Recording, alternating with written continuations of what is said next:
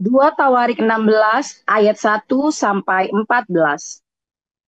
Pada tahun ke-36 pemerintahan Asa, majulah Baesa, raja Israel, hendak berperang melawan Yehuda.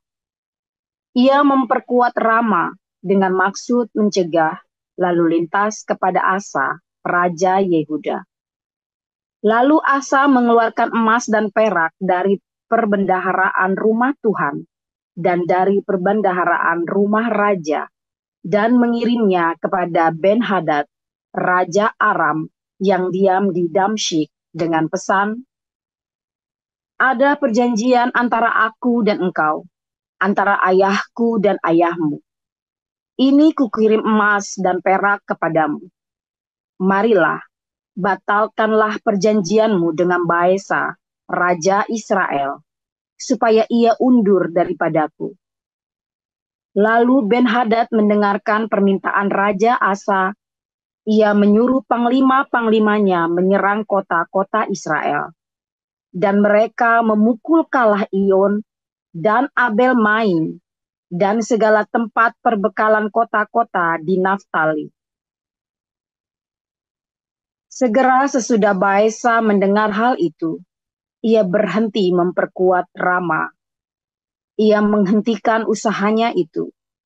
Tetapi Raja Asa mengerahkan segenap orang Yehuda yang harus mengangkat batu dan kayu yang dipergunakan Baesa untuk memperkuat Rama itu.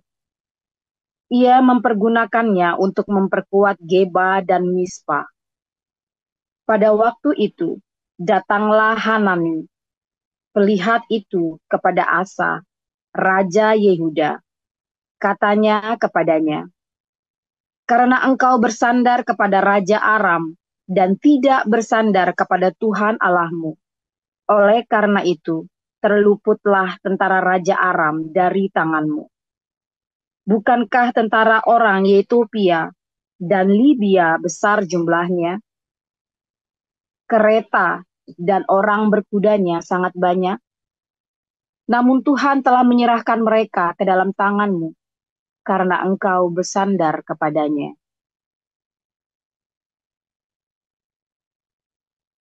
Karena mata Tuhan menjelajah seluruh bumi untuk melimpahkan kekuatannya kepada mereka yang bersungguh hati terhadap Dia. Dalam hal ini, engkau telah berlaku bodoh. Oleh sebab itu, mulai sekarang ini, engkau akan mengalami peperangan. Maka sakit hatilah Asa karena perkataan pelihat itu, sehingga ia memasukkannya ke dalam penjara, sebab memang ia sangat marah terhadap dia karena perkara itu. Pada waktu itu, Asa menganiaya juga beberapa orang dari rakyat. Sesungguhnya riwayat Asa dari awal sampai akhir tertulis dalam kitab Raja-Raja Yehuda dan Israel. Pada tahun ke-39 pemerintahannya, Asa menderita sakit pada kakinya, yang kemudian menjadi semakin parah. Namun dalam kesakitannya itu, ia tidak mencari pertolongan Tuhan, tetapi pertolongan tabib-tabib. Kemudian Asa mendapat perhentian bersama-sama nenek moyangnya. Ia mati pada tahun ke-41 pemerintahannya dan dikuburkan di kuburan yang telah digali baginya di kota Daud. Mereka membaringkannya di atas petiduran yang penuh dengan rempah-rempah dan segala macam rempah-rempah campuran yang dicampur menurut cara pencampuran rempah-rempah, lalu menyalakan api yang sangat besar untuk menghormatinya.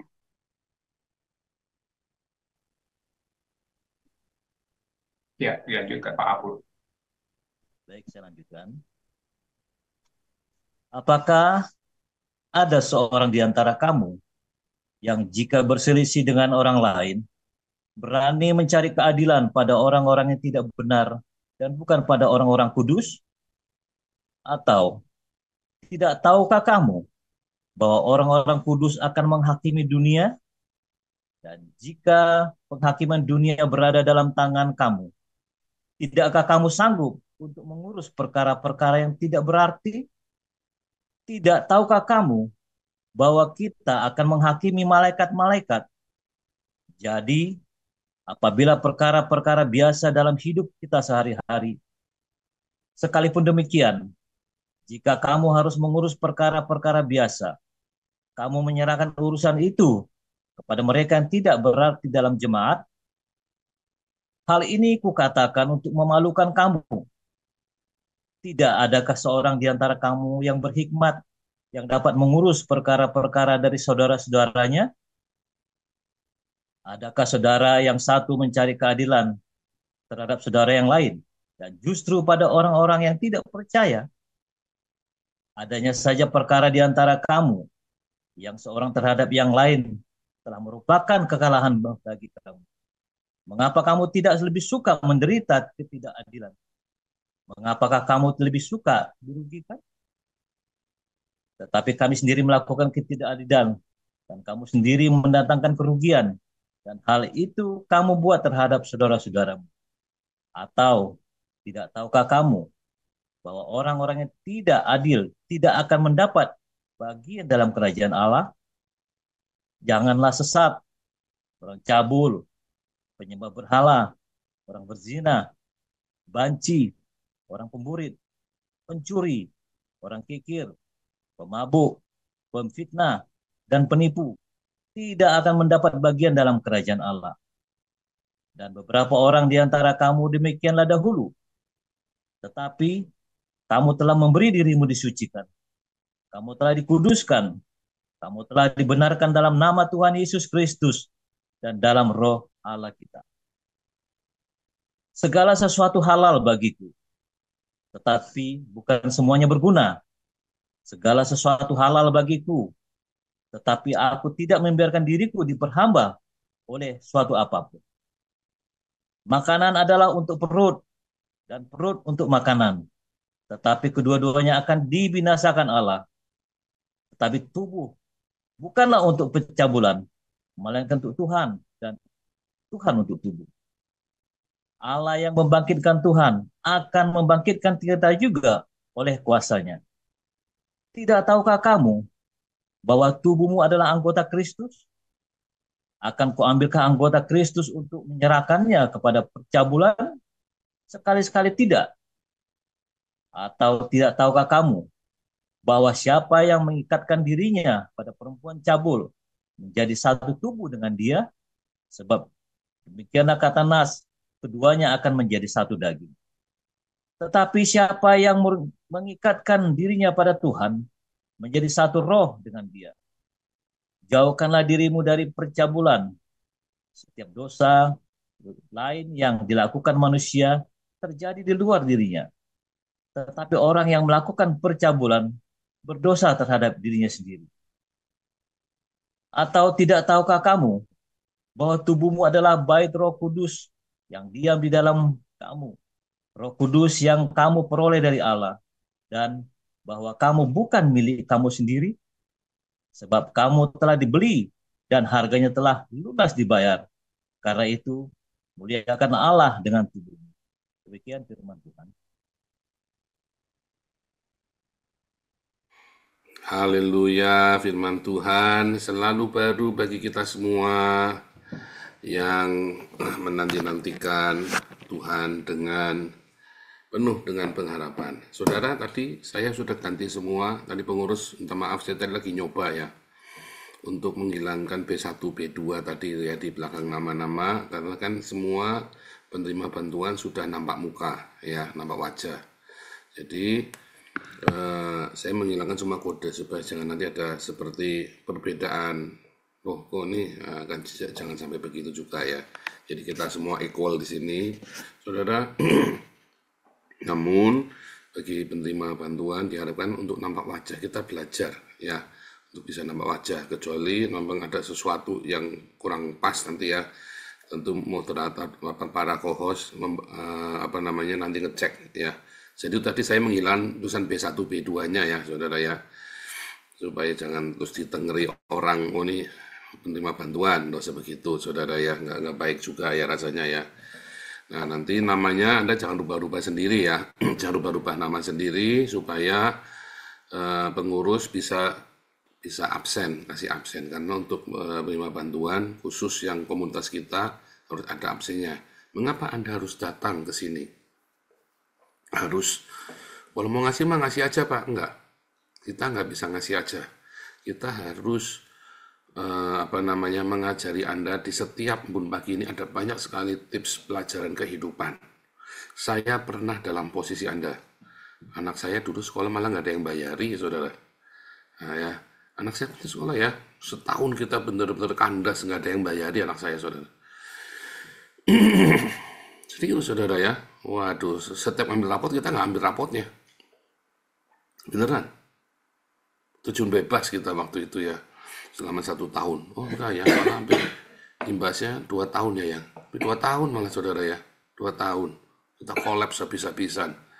Di saat itu, aduh rasa malu apa sampai anak saya dari international school, sekolah bilingual bahasa Inggris, bahasa Indonesia itu yang bahasa Inggris itu, tak pindah ke sekolah biasa. Itu aja masih enggak mampu bayar. Sebelumnya saya tuh saya tuh kalau di gereja Tuhan, saya kan tidak pergi ke gereja itu. Cuman kalau saya nyumbang ke gereja itu, kalau saya lagi ada banyak uang, saya sumbang gila-gilaan, saudara. Kalau saya nyumbang, hari-hari itu saya bangkrut, saudara. Karena saya sekolah nggak bisa bayar. Ya, dan perlakuan dari pengurusnya tidak menyenangkan. Sampai waktu itu karena saya masih tidak dewasa ya, saya sampai ngomong ya, kamu gila ya, saya tuh nyumbang gereja itu banyak sekali loh. Sampai tak ungkit-ungkit, saudara ya. Rumah ada bukti transfernya semua, saya nyumbang gede-gede, saudara. Saya gila cuma duit segini, kamu. Nah itu ya, saudara, sampai saya merasa terhina sekali ya. Tapi itu dulu ya. Kalau Anda mau nyumbang aja, saudara. Nggak usah jingkit-ungkit. Tapi kan saya nggak dewasa dulu, tak ungkit-ungkit jadinya ya, karena jengkel ya. Karena saya merasa jadi dipermalukan lah gitu ya. Tapi untung Ibu Gembalanya baik ya, saudara ya. Baik sekali sama kita. Karena kita kenal teman kuliah juga. Nah, jadi terus Ibu Gembalanya mungkin waktu meeting yayasan kan Ibu Gembala hadir. Udah jangan di ini lagi, jangan ditagih lagi, jangan diurusin, jangan dikejar-kejar gitu ya. Anaknya juga jangan sampai dalam tanda kutip diintimidasi, diteror gitu ya, suruh bayar. Kasihan. Nah, itu selalu ada ya, dan itu sangat memang menyedihkan sekali. Justru di sekolah Kristen kita banyak mengalami, saya dulu sekolah Katolik sama, saudara, kasusnya saya malah dulu 6 tahun. Jadi SD kelas 1 sampai SD kelas 6, saya nggak pernah ngambil rapot. Dari SD kelas 1 sampai SD kelas 6 saya nggak pernah ngambil rapot, saudara dulu. Ya, waktu kecil itu. Makanya waktu begitu saya tahu NEM-nya saya 8,5 ya, saudara ya. Sampai 8,5. Kan NEM saya tinggi ya, saudara ya. Terus saya bilang sama mami saya, ini jangan sekolah di sini lagi. Di sekolah swasta ya. Oh no, mami saya ribut. No. Jangan. Soalnya apa udah malu, saudara. Saking malunya saya. Ya. Saben kali ini, mesti saya disetrap, saudara ya. Disetrap. Ya, disetrap karena nggak bayar sekolah. Kurang ajar ya guru ya. Yang salah orang tuanya yang disetrap anaknya. Itu terjadi ya. Waduh, ngeri ya, saudara ya. Saya tahu rasanya nggak bisa bayar sekolah seperti apa. Ya, saudara ya. Nah, sekarang setiap orang di sini, ya,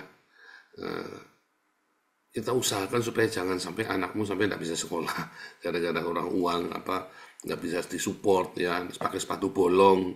Saya ngalamin 6 tahun malah 9 tahun sampai SMP kelas 3 ya. Sampai saya kudu jualan SD SP Porkas, saya baru bisa beli sepatu sendiri tuh.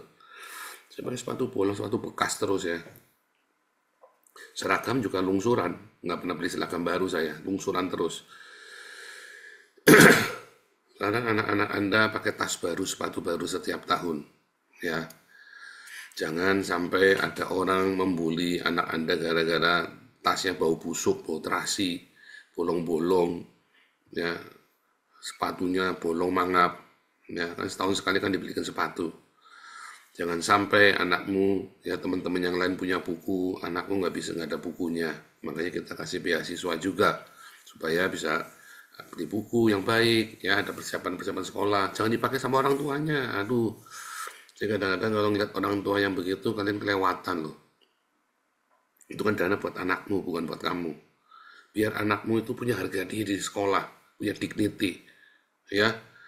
Makanya kamu dikasih, itu buat anakmu, bukan buat kamu. Ya, ingat-ingat saudara ya. Aduh, saya wanti-wanti bener-bener ya. Kamu kan sudah susah, kamu udah kere. Jangan sampai anakmu ikut kere gara-gara kamu. Makanya kita kasih beasiswa. Jangan sampai anakmu dibully orang gara-gara kere. Itu anak ingat sampai tua dendam. Ya, saudara ya. Dan ingat, kasih tahu ini Tuhan yang kasih buat kamu. Ya. Nah, tetapi ternyata sini kamu harus berani mengakui saya. Canda saudara ya, bukan mengakui saya. Kamu di sini ya jangan terima uang di sini, kamu jangan takut-takut malu-malu, jangan. Ya pernah ada orang ya nggak mau masuk ke sini karena takut nanti masuk penjara gara-gara terlibat saya, saudara. Nggak ada urusannya, ya tidak ada urusannya. Belum pernah ada orang dalam komunitas ini yang masuk penjara. KC itu karena dia keluar dari sini, dia nggak nurut saya, makanya masuk penjara. Serius saudara ya, belum pernah ada orang masuk penjara dalam komunitas kita. Bahkan Galarua yang kita drive begitu rupa saja, nggak ada yang masuk penjara saudara selama di sini. Ya kalau sudah keluar dari sini bukan urusan saya, tapi selama di sini tidak ada satupun yang masuk penjara, belum pernah ada dan tidak akan pernah ada. Saya jamin itu. Ya bahkan masuk penjara aja kita rawat kok. Ya KC saja sudah nggak di sini ya. Dulu ikut kelas kita, terus ya bukan apa sombong atau apa dia keluar, terus ikut sama ya salah pergaulan ya intinya. Saya sudah bilang kamu kesini malah ikut orang lain ya, ikut orang lain. Ya udah saya biarin aja. Kalau masuk penjara nggak nurut, coba kalau dia nurut aja si Edwin itu Metatron, udah enak hidupnya kan, nurut tuh. Selalu keluar surat penangkapan itu Edwin itu. Ya sekarang sudah dari sini Edwin udah bahagia, sekarang tinggal beres-beres semua, malah ketemu sama saudaranya. Saudaranya ternyata pejabat, saudara ya. Saudaranya Edwin di sini ternyata pejabat, saudara di Belanda. Jadi sekarang ini apa namanya luar biasa sekali ya, komunitas kita ini berkembang terus ya. Tapi resikonya apa? Resikonya komunitas kita karena berkembang dengan cepat, ya pasti ada gesekan, ada gegeran. Nah, terutama di dalam pengurus. Jadi ketika kita memberikan beasiswa ke Anda, itu kita di dalam itu kita ribut, ya. Ketika kita memberikan bantuan sembako, ketika kita kasih makan, selalu ada orang-orang yang punya perbedaan, ya, konflik sesama pengurus. Nah, so far konflik ini paling berakhir dengan salah satu keluar, mutung. Ya paling parah ya keluar mutung lalu nggak ikut komunitas lagi, ngilang. Saya sayangkan ya, harusnya nggak perlu hilang ya. Kalau pendapat Anda tidak disetujui bukan berarti kami menolak Anda ya. Lalu saya dengan pengurus kadang-kadang saya nggak setuju, cuma saya biarin aja. Ide untuk bikin depot segala macam kita nggak disetujui, ya saya diamkan saja ya kan. Saya punya beberapa, ya dulu ada markasi disuspend ya 1,5 tahun ya sama Pak Stephen. Waduh saya panik ya saudara kita. Ya saya diam saja. Tapi ternyata baik. Ya ternyata mendatangkan kebaikan. Walaupun saya nggak setuju sama Pak Stephen, tapi ternyata baik sekarang ada markasi. Ya sudah disuspend semuanya. Diharap proyek-proyek di cancel semua. Sekarang malah bagus. Ya malah kita punya proyek NTT, kita punya proyek Eropa. Ya kan, Damarkasi itu. NTT kita mau kasih sembako ya di sana ya, sama membangun rumah. Kita juga bikin kasih beasiswa untuk 100 anak NTT. Bayangin 100 anak ya. Ini berarti kurang lebih ya berapa tuh? Setidaknya 30 juta, setidaknya minimum kan. 50, 100 juta tuh sama bangun rumah. Nah, tiap bulan. Ya, ini tegangan tinggi, ini proyek tegangan tinggi 100 juta tiap bulan, saudara.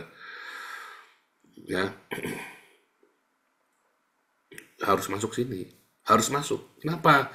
Karena di sini kamu diajarin tiap hari. Kamu kan nggak mungkin kamu mau kere terus kan? Loh, saya bilang kere, maaf ya, saya nggak menghina. Karena saya juga pernah ngalami kere. Bagaimana saya bisa lepas dari kere? Itu saya sharing di sini semua dan saya tidak malu. Saya sharing, saudara. Ketika saya diburu debt kolektor, ketika saya sampai harus masuk penjara, ketika saya tertipu, ketika saya marah, semua saya cerita di sini. Ya, pergumulan dan mengapa saya bisa menang. Ya, saya dari keluarga miskin, sama ayah saya, orang tua saya nggak menang, saudara. Sampai matinya kere. Saya berdoa sama Tuhan, ya, nggak dikabulkan, nggak dikabulkan. Berantem terus sampai matinya, berantem ya, kurang 6 bulan mau mati baru rukun mereka. Saya ngalamin, ya, keluarga yang hancur, udah karu-karuan, ya. hancur lebur keluarga saya itu, ya, orang tua saya itu. Nah, saya cerita sama Anda, salahnya di mana? Saya cerita ke Anda dengan saya open semua, tidak ada yang saya tutupi, ya. Salahnya di mana? Di mana salahnya saya? Di mana saya cerita ini loh. Dan itu adalah kesalahan yang umum, ya, kesalahan yang umum terjadi. Karena saya juga mengamati, saya sekolah tinggi, ya, saya sekolah paling lama, saya sekolah ya sampai doktor. Jadi saya pun mengamatin, nggak asal ngomong jeplak, ya, saya nggak subjektif, tapi saya ngomong dengan objektif, saya cerita ini loh masalahnya. Saya belajar psikologi, saya belajar segala macam tentang ilmu sosial, saya belajar segala macam, ya. Dan kalau Anda nurut sama yang saya omongkan, seharusnya kamu tidak lebih dari 2 tahun, ya, sudah mulai ada perbaikan, maksimum 4 tahun kamu sudah pulih. Sebenarnya, masalahnya banyak yang nggak nurut, bandel. Terlalu bandel. Sampai kalau saya ketemu pengennya tak ceweng, saudara, ya, pengen tak keplak endasnya, saudara. Ini orang bandel sekali. Bukan saya benci, bukan, tapi gemerempet, ini orang bandel banget sih, udah diajarin. Terutama itu, ya, sesama kita yang berantem di chat YouTube tuh tadi pagi tuh, tadi malam, ya, tadi malam. Ini orang udah diajarin tiap hari, kalau ada orang fitnah kamu, ada orang salah ngomong tentang kamu, nggak usah marah, nggak usah bereaksi berlebihan. Ya, masih saja itu ya di chat ya, jangan ya, yang di chat YouTube ya, teman-teman kita ya, para ininya kita, para loyalis kita yang selalu ikutin kita di YouTube. Nggak usah, jangan berantem. Sudah diajarin, nah, itu contoh ya, udah diajarin aja masih bandel. Nah, makanya kamu di sini tiap hari, saudara. Bahkan mungkin kamu bandelnya minta ampun, bebalnya minta ampun. Kita nggak pernah tahu, di dalam setiap pagi dengar firman Tuhan, tiap pagi kamu dengar firman Tuhan, tiba-tiba ada satu nyangkol rema. Tiba-tiba satu nyangkol rema. Apa yang terjadi kalau satu nyangkol rema? Kamu mengalami breakthrough. Ya, kamu akan mengalami breakthrough, saudara. Ada satu saja rema, ya, kamu akan mengalami breakthrough.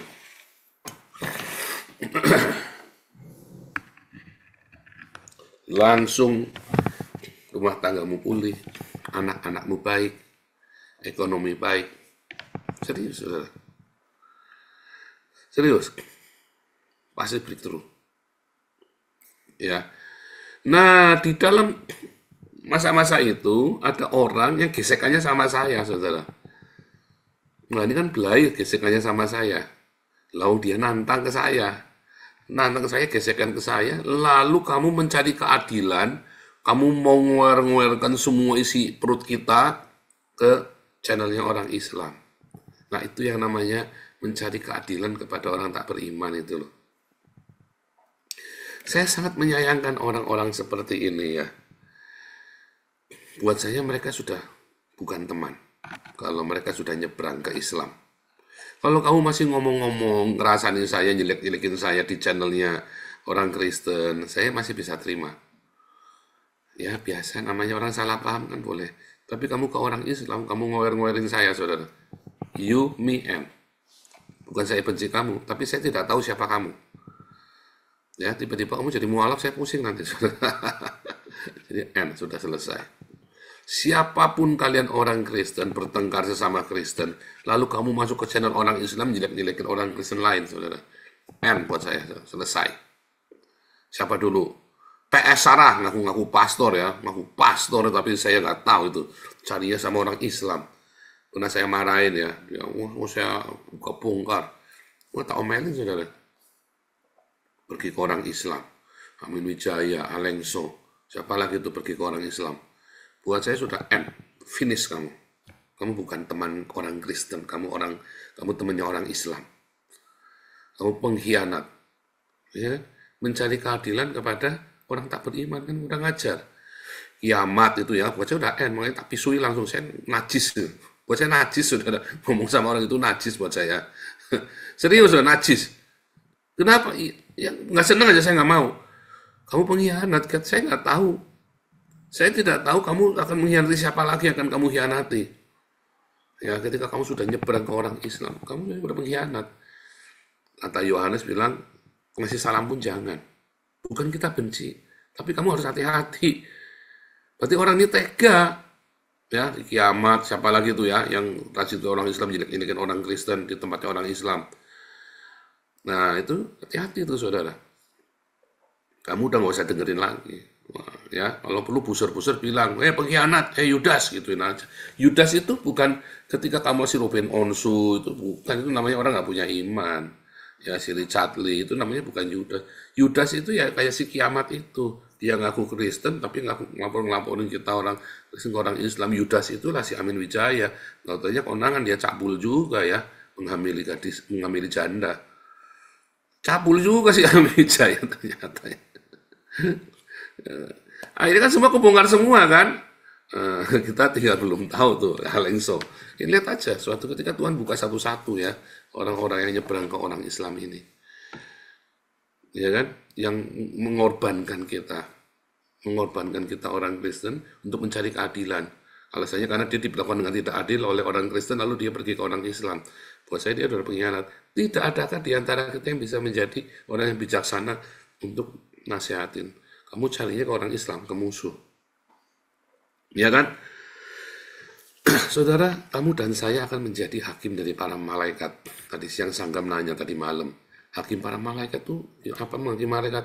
Saudara, malaikat itu bukan yang gentayangan, makhluk gentayangan loh, saudara. Ya, kan sudah dibilangin bolak-balik ya. Keledai pun itu malaikat. Batu pun itu malaikat. Apapun, tiang awan, tiang api itu malaikat, saudara. Badai itu malaikat. Banyak hal. Malaikat itu adalah sesuatu yang diutus oleh Tuhan kepada kita. Mengapa kita menghakimi para malaikat? Ada dua. Ya. Kalau Anda lihat customer service ya, terus Anda kan disuruh kasih senyum atau marah, kasih emoticon itu kan, disuruh ngeklik. Nah, Anda kan sudah menghakimi customer service itu kan. Anda pergi ke customer service-nya itu Telkomsel, terus nanti di mejanya dia ada dari gambar senyum sampai gambar marah.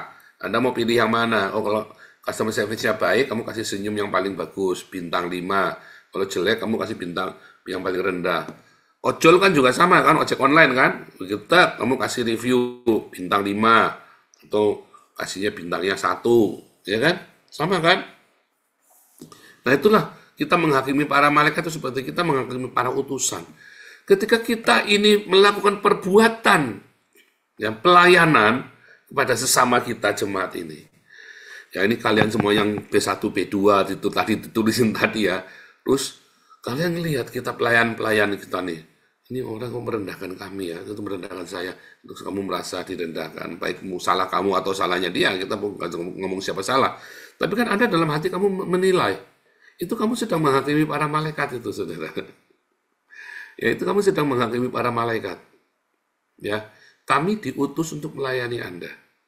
Itu kami para malaikat. Lalu Anda menilai pelayanan kita. Aduh, ternyata ini melayani tanpa pamrih ya. Oh, ternyata ini begini. Tapi ternyata penghakimanmu salah. Ya kan? Karena ternyata dasar kamu yang sombong. Ada omongan sedikit, kamu ngomongnya nyelekit. Oh, saya pernah dengar lagi meeting, terus ada orang yang protes karena salah satu pengurus ngomongnya nyelekit ya, saudara ya. Bisa jadi si pengurus itu yang nggak baik, bisa juga kamu yang terlalu sombong, terlalu angkuh perasaan. Misalnya itu kan. Nah, itu namanya kamu menghakimi para malaikat, menghakimi dengan benar atau menghakimi dengan tidak benar. Ya. Jadi itu contohnya itu penghakiman para malaikat itu salah satunya itu seperti itu. Ya. Kamu menilai sebuah pelayanan orang, kamu menilai, oh ini hamba Tuhan ini baik ya. Oh ini hamba Tuhan ini tulus. Oh kelihatannya kamu penghakimannya baik, oh ini baik. Ternyata kamu nggak tahu, oh dia busuk, dia lagi ngali kamu. Ya kan? Nah, itulah penghakiman para malaikat, saudara. Ya, karena kami semuanya adalah para malaikat. Ya. Tetapi juga ada malaikat-malaikat yang jatuh. Ya. Para malaikat yang jatuh. Ya, si siapa itu? Dan Cemumek. Nah, itu kan utusan yang jatuh, malaikat yang jatuh. Kita kan juga melakukan penghakiman. Ya kan? Ya kan, termasuk siapa itu? Richard Lee, ya kan, Gilbert. Kita kan melakukan penghakiman. Kita tidak boleh menghakimi sesama kita, tapi kan di dalam hati kita menghakimi pelayanan dia. Ya kan? Para utusan ini melayani kita, dan hati kita kan menilai ini pelayanannya baik apa nggak baik.